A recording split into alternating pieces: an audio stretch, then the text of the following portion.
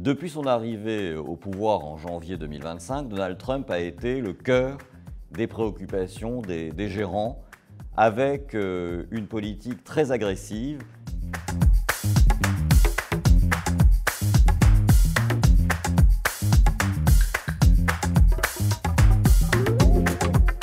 Alors, il y a un sujet qui lui tenait beaucoup à cœur, c'est celui des droits de douane. Il était effectivement confronté à un très gros déficit commercial avec le reste du monde, et puis avec un important déficit budgétaire.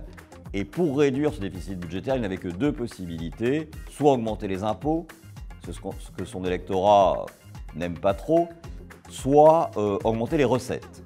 Et là, il a fait le choix donc d'imposer des droits de douane importants au reste du monde. C'est un moyen quand même, effectivement, de réduire le déficit et d'améliorer ses finances.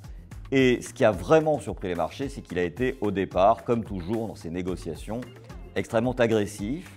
Il a annoncé le 2 avril des droits de douane très supérieurs à ce que les marchés financiers attendaient.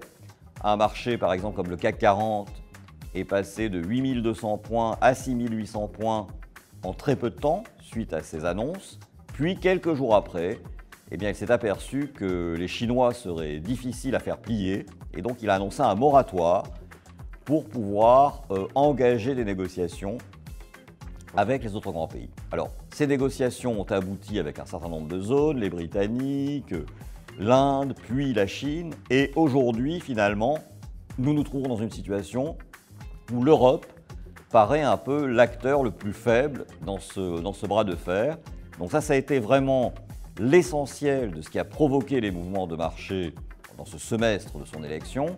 L'autre élément très important, ça a été son bill budgétaire, puisque là, il annonce en fait des pérennisations de baisse d'impôts très importantes pour les classes aisées, des coupes dans un certain nombre de dépenses, en particulier des coupes très importantes dans un programme qui s'appelle USAID, qui est l'aide internationale des Nations Unies, et financé évidemment par le gouvernement américain et qui va énormément pénaliser les pays africains.